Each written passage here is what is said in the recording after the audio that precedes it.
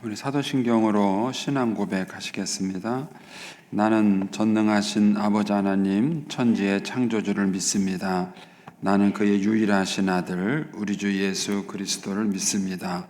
그는 성령으로 잉태되어 동정녀 마리아에게서 나시고 본디오 빌라도에게 고난을 받아 십자가에 못 박혀 죽으시고 장사된 지 사흘 만에 죽은 자 가운데서 다시 살아나셨으며 하늘에 오르시어 전능하신 아버지 하나님 우편에 앉아 계시다가 거기로부터 살아있는 자와 죽은 자를 심판하러 오십니다. 나는 성령을 믿으며 거룩한 공교회와 성도의 교제와 죄를 용서받는 것과 몸의 부활과 영생을 믿습니다. 아멘. 우리 찬송가 70장 찬송 하나님께 드리겠습니다. 70장 찬송입니다.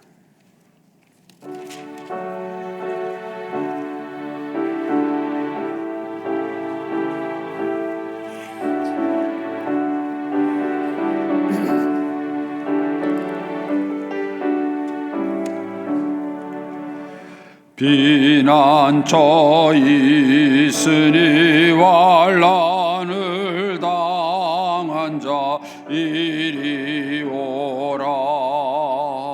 땅들이 변하고 물결이 일어나 산 위에 넘치되 두렵지 않네. 이방이 떠들고 나라들 모여서 진동하나. 우리 주 목소리 한 번만 바라면 천하의 모든 것 망하겠네. 만유주 하나님 우리를 도우니 피난처요. 세상의 난리를 그치게 하시니 세상의 장검이 쓸데없네. 높으신 하나님 우리를 구하니 할렐루야. 괴로움이 심하고 환난이 극하나 피난처 되시는 주 하나님. 아멘. 기도하겠습니다. 살아계신 하나님 아버지, 은혜를 감사합니다. 지난 간밤에도 눈동자같이 저희들을 지켜주시고 주님 품 안에서 편히 쉬게 하셨다가 이 새벽에도 저희들을 주 앞에 불러주심을 감사합니다. 오늘도 저희들에게 새날 주시고 또 생명 주시고 건강 주셨는데 이 한날도 주님과 더불어 동행하게 하시고 주를 기쁘시게 하는 한날 되게 하여 주옵소서. 이 새벽에도 주님께 감사의 예물 또 1000번째 예물을 올려드립니다. 믿음으로 순종으로 감사를 드리는 예물을 주님께서 기뻐 받으시며 약속하신 하늘의 복과 땅의 복으로 충만하게 채워 주옵소서. 주의 은혜로 종의 가정들을 형통케 해주시며 그 자녀들을 축복하여 주시옵소서. 예수님의 이름으로 축복하며 기도하옵나이다. 아멘. 오늘 아침 말씀은 욥기 36장 16절에서 33절까지 말씀입니다.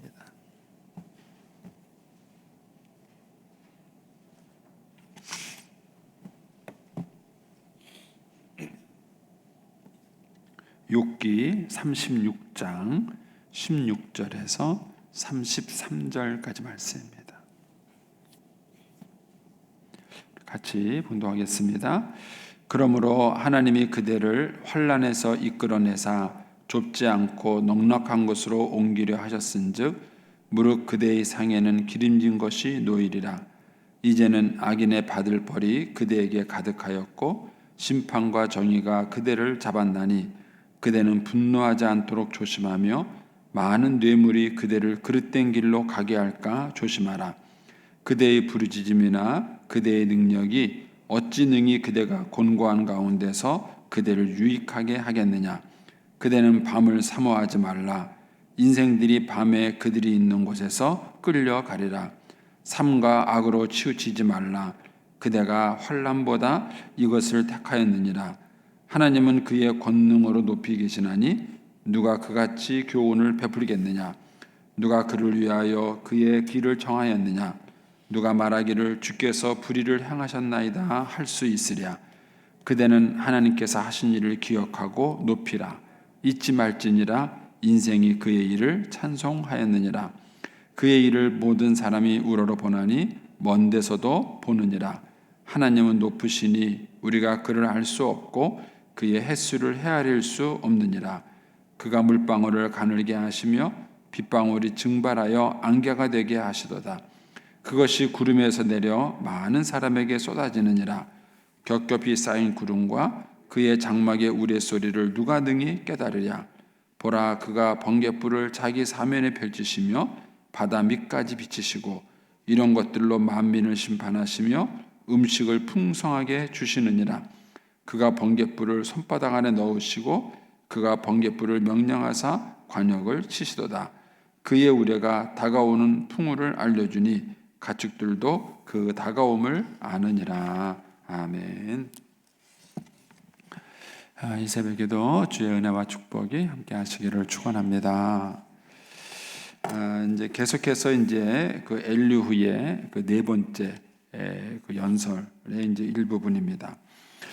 이 엘리후는 이제 그 앞에서 말한 그 친구들과 이제 욥에게 다른 관점으로 얘기하는 것이, 앞에서 말한 친구들은 이제 욥이 잘못을 했기 때문에 지금 이런 벌을 받는 것이다라고 말하면서 욥이 지금 당하고 있는 그 고난의 원인을 분석하려고 했던 것이죠. 근데 그거를 이제 인과응보 사상으로 하려고 했기 때문에 자꾸 욥에게 잘못을 찾아서 그 잘못을 지적을 하려고 이렇게 이제 욥에게 주장을 했다면, 이 엘리후는 이 고난을 보는 관점이 또 약간 달랐어요. 네가 잘못 때문에 고난 받는다, 이것보다는 하나님께서 너를 더 성숙시키기 위해서, 너를 연단하기 위해서 지금 너에게 이 고난을 주시는 것이다, 이렇게 지금 엘리후는 본 거예요. 그래서 네가 지금 당하고 있는 그 고난에 하나님이 주시는 교훈이 있다는 거예요. 그래서 그 교훈을 빨리 깨닫고 그리고 거기에 순종하는 것이 이 고난으로부터 빨리 벗어나는 길이다. 그러니까는 하나님이 그 너에게 깨닫게 하시는, 교훈하시는 그 교훈의 의미가, 이 고난을 통해서 주는 교훈의 의미가 뭔지를 빨리 깨닫고 거기에 순종해라, 이렇게 이제 얘기를 하는 겁니다. 그러니까 엘리후가 접근하는 거는 또 세 친구하고 약간 달라요. 그래서 엘리후가 이 세 명의 친구보다는 욥에게 훨씬 더 조금 더 이렇게 설득력 있게 얘기를 하지만, 그러나 결론은 똑같은 거예요. 결론은 이 엘리후도 뭐라고 말하냐면은 네가 지금 하나님께 교훈과 책망을 받을 수밖에 없을 이유가 너한테 있다는 거예요. 그러니까는 그 이유를 빨리 발견하고 회개하라, 이제 이런 것이 지금 엘리후의 주장인데, 우리가 이제 처음부터 봐서 알지만은 욥은 자기의 원인이 있어서 이 고난이 시작된 게 아니에요. 천상에서 하나님과 사탄이 이렇게 얘기하는 과정에서 하나님이 욥의 신앙을 칭찬했고, 그리고 이제 마귀는 그럴 리가 없다, 까닭이 있으니까 하나님을 섬기는 거다, 그래서 하나님이 그렇지 않다, 욥은 까닭이 없이도 하나님을 섬긴다, 이것 때문에 이 고난이 시작이 된 거예요. 그러니까는 사실 지금 욥이 당하고 있는 고난의 원인 또는 목적도 욥에게 있는 게 아니에요. 그 원인이, 근데도 불구하고 이제 이 친구들은 자꾸 그 원인을 욥에게 찾으려고 했기 때문에 나중에 가면 결론이 이상한 쪽으로 나는 것입니다. 자, 이제 그런 맥락에서 이제 오늘 말씀도 보시면 이제 그런 거예요. 이제 계속 엘리후는 뭘 주장하는 거냐면은 이 고난에 하나님이 주시는 교훈이 있다. 그러니까 그 교훈을 빨리 깨닫고 네가 회개하는 것이 지금 네가 이 고난을 벗어나는 길이다, 지금 이런 관점으로 얘기를 하는 것입니다. 그래서 16절에서 21절까지는 지금까지 주장한 내용을 바탕으로 해서 욥을 책망하는 내용이에요. 16절에서 21절까지는 욥을 책망하는 내용이고, 그 다음에 22절에서 이제 33절까지는 하나님의 초월성, 그러니까 인간과 비교할 수 없는 어떤 하나님의 위대함을 강조하는 거예요. 그러니까는 네가 지금 하나님께 따질 수 없다 이거예요. 지금 욥이 지금 실수한 것 중에 하나는 뭐냐 하면은 자기가 이제 당하고 있는 고난을 모르니까, 욥은 지금 고난을 불평하는 게 아니에요. 자기가 하나님 앞에서 믿음으로 열심히 살았는데 이 고난이 온 이 상황에 대해서 욥이 지금 이해가 안 되는 거예요. 그래서 지금 그것 때문에 하나님께 기도했는데 하나님이 아무런 답변이 없는 거예요. 그러니까 하나님은 욥을 이렇게 어려움을 겪게 하는 그 자체에 대해서 욥은 불만이 없어요. 주신 자도 여호와시고 취하신 자도 여호와시니까 뭐 그렇게 하나님이 다 가져가신다고 해서 욥은 거기에 대해서 뭐 하등의 불만이 있는 게 아니에요. 다만 욥이 지금 자기가 의롭게 살았음에도 불구하고 이런 고난이 왔고, 그래서 친구들로부터 비난을 받는 거예요. 이런 이 상황이 욥이 힘든 거예요. 그래서 이것에 대해서 하나님께 기도를 했는데 하나님은 침묵하시는 거예요. 거기에 대해서 욥이 왜 하나님 침묵하십니까? 이렇게 하다 보니까 욥이 실수한 거는 그런 하나님을, 침묵하시는 하나님에 대해서 원망을 하게 되는 겁니다. 이 장면에서. 그러니까 이제 그 부분을 이 엘리후가 지적하는 겁니다.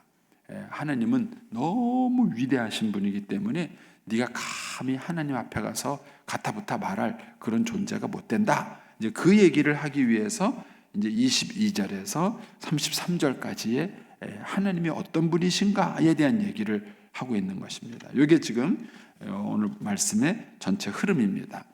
이제 이걸 염두에 두시고 이제 조금 더 세부적인 내용을 보겠습니다. 이제 16절에 가시면, 그러므로 하나님이 그 앞에서 네가 이제 교훈을 깨닫고 순종하면 복을 주실 거고 불순종하는 자에게는 벌을 받을 것이다. 이제 그 얘기를 앞에서 했죠. 이제 그걸 바탕으로 얘기하는 겁니다. 그러므로 하나님이 그대를 환난에서 이끌어내사 좁지 않고 넉넉한 곳으로 옮기려 하셨은즉 무릇 그대의 상에는 기름진 것이 놓이리라. 지금 무슨 얘기냐면은 네가 지금 그동안 하나님의 축복을 받고 잘 지낸 것은 하나님이 너에게 은혜로 주셔서 그런 것이다. 그 축복으로 지금까지 풍성하게 잘 지낸 것이다. 이제 요 얘기를 하는 거예요. 이제 그러면서 17절에 그러나 이제는, 우리말 성경에는 그러나가 빠졌어요. 근데 이제 많은 번역 성경에는 이 그러나를 번역을 했습니다. 그래서 그러나 이제는 악인의 받을 벌이 그대에게 가득하였고 심판과 정의가 그대를 잡았다. 그동안은 네가 하나님의 은혜와 축복 속에서 풍성한 식탁을 누리며 살았지만, 그러나 지금은 하나님께서 너에게 지금 심판과 정의로 임하고 있는 것이다. 그걸 빨리 깨닫고 네가 지금 회개해라. 지금 이 얘기를 하는 것입니다. 그러면서 그대는 분노하지 않도록 조심하며, 욥이 답답해서 하나님을 향해서 한 얘기를 하나님을 향해서 분노했다고 말을 하는 거예요. 너 왜 네가 지금 하나님께 화내냐? 이제 이렇게 얘기를 하는 것입니다. 그러면서 19절에 그대의 부르짖음이나 그대의 능력이 어찌 능히 그대가 곤고한 가운데서 그대를 유익하게 하겠느냐? 즉 하나님의 징계를 너의 부르짖음이나 능력 갖고 바꿀 수 있는 게 아니다. 빨리 순종해라. 이제 이런 얘기입니다. 그러면서 20절에 그대는 밤을 사모하지 마라 라는 얘기는 자꾸 고집 부리고 어두운 가운데 있지 말고 빨리 나와라, 회개해라, 이렇게 얘기를 하는 것이죠. 21절에 상과 악으로 치우치지 말고 그대가 환난보다 이것을 택하고 있다. 그러니 빨리 고집 부리지 말고 거기서 나와서 하나님이 이 환난을 통해서 너에게 주는 그 교훈을 빨리 듣고 순종해라. 이런 요지로 지금 엘리후가 얘기하는 것입니다. 그래서 그런 요지를 얘기하면서 엘리후가 욥을 지금 책망하고 있는 거예요. 너 빨리 회개해라. 이렇게 책망하는 것입니다. 그러면서 이제 이번에는 22절 이하에서는 이제 하나님의 초월성에 대한 얘기를 하고 있습니다. 먼저 이제 22절에서 25절까지에서는 하나님이 얼마나 큰 분인가를 얘기해요. 22절 첫 번째 구절이 바로 그 주장입니다. 하나님은 그의 권능으로 높이 계신다 이거예요. 우리와 감히 범접할 수 없는 높은 데 계신, 우리하고 구별된 그런 하나님이시다. 지금 그 얘기를 하는 겁니다. 그러면서 누가 그런 하나님께 감히 교훈을 베풀겠느냐? 근데 네가 지금 뭐 하나님께 가타부타 얘기하는데 어떻게 그런 하나님한테 네가 감히 까불고 네가 뭘 얘기하겠느냐? 이제 이런 얘기죠. 23절에 누가 그를 위하여 그 얘기를 정하였느냐? 누가 말하기를 주께서 불의를 향하셨다. 그렇게 따질 수 있는 사람이 있느냐? 없다 이거예요. 그러니까 너 괜히 까불지 마라. 이런 얘기입니다. 그러면서 24절에 그대는 하나님이 하신 일을 기억하고 높이라. 잊지 말지니라. 인생이 그의 일을 찬송하느니라. 하나님 앞에서 높이 계신 하나님 앞에서 감히 가타부타 따질 게 인간이라는 존재가 아니라 오히려 그 하나님이 하신 일을 찬송하고 높이는 것이 인간의 할 일이다. 그러니 너 건방지게 하나님께 자꾸 따지지 마라. 이렇게 이런 요지로 얘기를 하는 것이죠. 자, 이제 26절부터 또 33절까지에는 또 하나님의 그런 우주 만물을 창조하시고 운행하시는 그런 하나님의 창조성을 얘기하고 있습니다. 거기 26절에 보면은 하나님은 높으시니 우리가 그를 알 수 없고 그의 횟수를 헤아릴 수 없느니라. 그러면서 이제 그 높으신 하나님이 하시는 일에 대한 예를 27절 이하에 말하고 있습니다. 그가 물방울을 가늘게 하시고 빗방울이 증발되게 하셔서 안개가 되게 하시고 그것이 구름이 돼가지고는 또 다시 많은 사람에게 쏟아지느니라. 이런 걸 보면 참 신기하죠. 이 욥기는요 아브라함 시대 때 쓰여진 걸로 우리가 이 기억을 이제 학자들이 추정을 해요. 욥기의 배경이 아브라함 시대인데 그런데 그 아브라함 시대 사람들이 오늘날과 같은 과학적 지식을 갖고 있는 거예요. 우리가 이제 학교에서 배웠잖아요. 물이 이렇게 증발해 가지고 하늘로 올라가서 수증기가 돼서 구름을 이루고 또 그것이 또 다시 물로 내려서 이 땅에 내리는 이 순환에 대해서 우리 과학자들이 연구를 했는데 여기 지금 그 얘기를 담고 있는 거예요.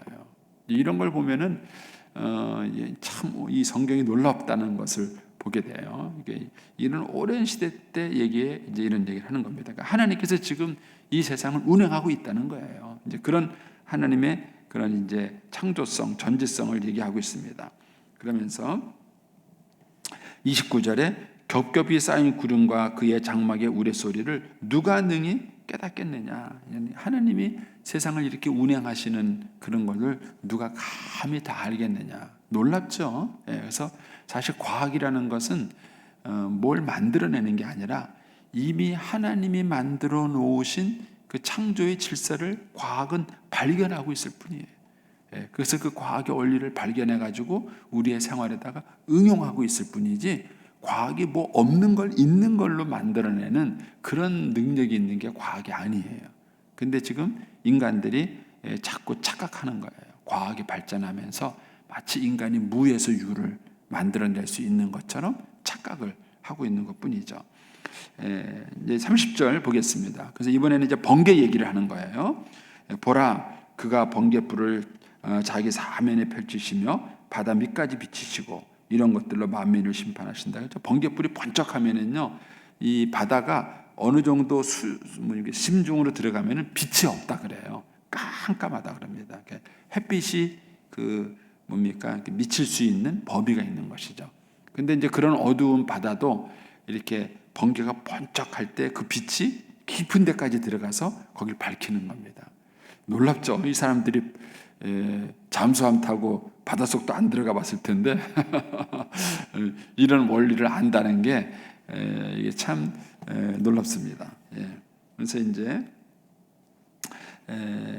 31절에 이제 이런 것들로 만민을 심판하시고 음식을 풍성하게 주시니라.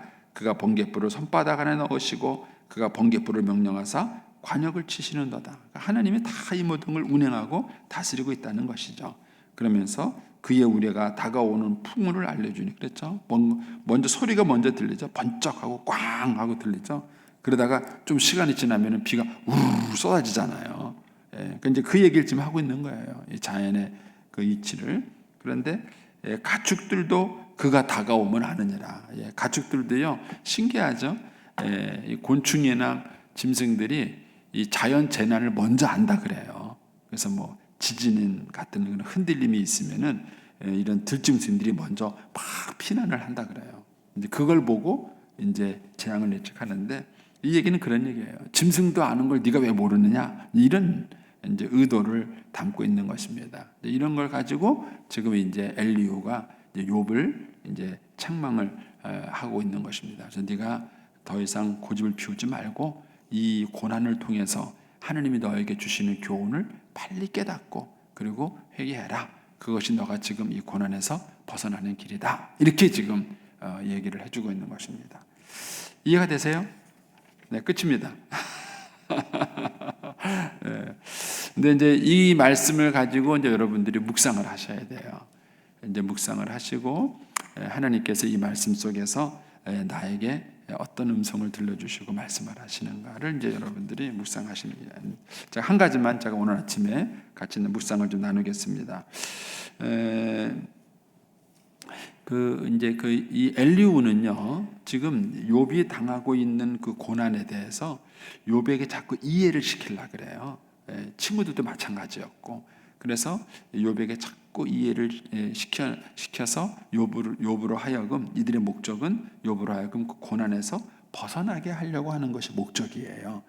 그런데 이 과정에서 친구들도 그렇고 엘리후도 그렇고 실수하는 게 있는 거예요. 그게 뭐냐면 이제 욥의 그 상태를 막 이렇게 분석을 해요. 예를 든다면은 의사가 이제 환자가 왔어요. 환자가 와서 어디가 아프다 그러면은 그 환자의 그 아프다는 내용을 이렇게 분석을 합니다. 왜 분석을 할까요? 병의 원인을 알아서 치료를 하려고 그러는 거예요. 그래서 그 상태를 이렇게 분석을 하는 겁니다. 그러면 이제 이거는 육체적인 문제고, 지금 이제 욥 같은 경우는 정신적인 문제예요, 영적인 문제예요. 그러면 이제 이런 고난과 어려움이 왔다는 사실을 지금 이제 욥은, 친구들은 욥을 분석하는 거예요. 너에게 왜 이런 어려움이 왔는가, 너에게 왜 이런 일이 생겼는가, 이런 것들을 분석을 하고 있는 겁니다. 그런데 그 분석하는 과정에서 이 세 명의 친구는 분석 방법이 틀렸어요. 분석 방법이 틀렸어요. 그래서 하나님이 나중에 뒤에 가면은 이 세 명의 친구를 책망하십니다. 너희의 말들이 욥의 말과 같이 옳지 못하다. 그러니까는 이 세 명의 친구들은 아예 실력이 없는 거예요. 의사로 말하면 실력이 없는 거예요. 잘못된 방법으로 분석을 해서 틀린 거예요. 근데 엘리후는 그나마 이 세 명의 친구보다는 나아요. 낫기 때문에 그래도 엘리후가 접근하는 방법이 훨씬 더 건강한 방법이었고 그나마 분석이 그나마 괜찮은 거예요. 근데도 이 엘리후가 실수한 것은 뭐냐면은 이 분석을 통해서 욥을 도우려고는 한 것까지는 좋았는데 욥을 향한 진정한 사랑이 없었어요. 진정한 사랑이 없었어요. 그렇기 때문에 마지막 분석에 가서 틀린 겁니다. 우리가 누군가를 돕는다라고 말을 했을 때 정말 내가 그 사람을 사랑하는가를 우리가 한번 생각해 보셔야 돼요. 저는 이제 요즘 저희 집에 이제 그 손녀가 둘 와 있잖아요. 와 있는데 이제 둘 다 비유 맞추기도 쉽지 않아요. 이제 태어난 지 이제 이제 열흘 넘었을 땐 이 아이는요 한 2시간마다 깨요.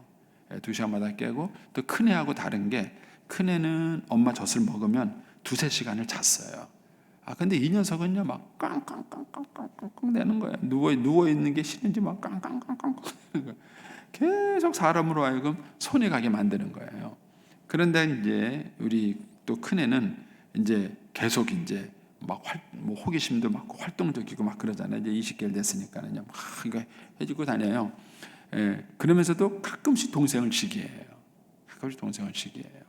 그러니까는 이제 그 사이에서 이제 어른들은 이제 얘 비율을 맞추는 거죠. 이제 상처받지 않게 하려고 이렇게 해요. 근데 그것만 하는 게 아니잖아요. 우리 아내는 이제 그거 하다 몸살 났어요. 안 아프던 여기가 아프다 그러고 파스 붙이고. 그러니까 이제 개비같이 다 그러죠. 뭐. 저도 이제 가끔 가서 도와주는데 저는 또 제 할 일이 있잖아요. 밖에 나와서 막 이러다가 뭐 전화가 와요. 애가 할아버지 찾는다는 걸 빨리 와버리는 거예요. 그리고 이제 뭐 일하다가 또 잠깐 또 갔다 오기도 하고 그래요. 근데 애를 돌보면서도 저는 제 할 일이 있는 거예요. 제 할 일이 또 많으니까 또 이제 그 생각을 또 하다 보면은 집중을 못할 때도 있고 그래요. 근데 이제 그때 이제 저희 딸이 하는 행동을 제가 보면서 놀랄 때가 있어요. 딸애는 저보다는 경험이 미숙해요. 엄마 아빠보다는. 그런데 제가 보니까 할머니 할아버지들보다 엄마가 더 사랑하는 것 같아요. 자 이렇게 옆에서 관찰하면서 제가 느끼는 거예요. 저보다 훨씬 더 인내심을 갖고 있더라고요. 가끔 이 애가 말도 안 되는 고집을 피울 때가 있어요. 예. 근데 약간 욱해요. 예. 그리고 또 동생을 이렇게 하다가 자기도 모르게 이제 무의식적으로 이렇게 해꾸지 할 때가 있어요. 그때 탁 보이는 반응이 제가 볼 때는 저희 딸이 더 잘하는 것 같아요. 예. 그걸 보면서 야, 이게 그 마음을 움직이는 동력이 뭔가 하는 걸 우리가 누군가를 이제 돕는다고 말하고 그 사람의 어려움을 이렇게 분석해주고 설명해주는 과정에 갔을 때에 잘못 갔다 가면은 논리에만 빠질 수 있어요. 정말 내가 그 영혼을 사랑하는가? 그 영혼을 정말 사랑하고 내가 그 사람을 정말 아끼는 마음으로 지금 내가 이 분석을 하고 네가 지금 이런 상황이라고 얘기를 해주고 말을 하는가 하는 거예요. 특별히 그런 권면을 해줄 때 상대방이 그거를 잘 받아주면은 권면하기가 참 좋아요. 그런데 이제 안 그런 사람이 있을 때가 있어요. 끝까지 막 자기 생각을 고집하고 좀처럼 이렇게 권면을 해도 잘 받아들이지 않는 사람. 이제 그러다 보면 이제 논쟁이 돼요. 네 말이 옳으냐, 내 말이 옳으냐, 막 이런 이제 논쟁이 되기 쉽고 잘못 까딱하다 보면은 이제 논쟁을 위한 논쟁을 할 수 있는 가능성이 아주 높은 거예요. 근데 엘리후는 지금 이제 그런 실수를 지금 하고 있는 것입니다. 이 엘리후가 정말 그 욥의 마음을 알고 있나, 욥이 당하고 있는 고통과 어려움을 정말 알고 있는가 하는 거예요. 그런데 이 엘리후는 거기까지는 가지 못했던 것 같아요. 거기까지는 가지 못했던 것입니다. 그래서 우리가 누군가를 이렇게 돕고 섬긴다는 일은 결코 쉬운 일이 아니에요. 우리가 그 사람에 대한 사랑, 정말 그 영혼을 아끼는 마음, 그것이 우리 마음에 먼저 있어야 돼요. 그리고 그것이 있고 난 다음에 우리가 어떤 논리와 이런 것들을 얘기할 때 정말 그 사람을 돕는 일을 할 수 있다는 것입니다. 이런 면에서 우리가 누군가를 도울 때 하나님의 도우심이 더 절대적으로 필요합니다. 하나님이 우리에게 그 마음을 주셔서 정말 그 영혼을 사랑하는 마음을 가지고 우리가 그를 섬길 수 있어야 된다 하는 것을 이 엘리후가 욥과 대화하는 장면에서 묵상을 하게 됩니다. 여러분들은 또 어떤 묵상을 하셨는지 한번 고민을 한번 해보시고 또 한번 적용을 한번 해보시기 바랍니다. 자, 오늘은 18일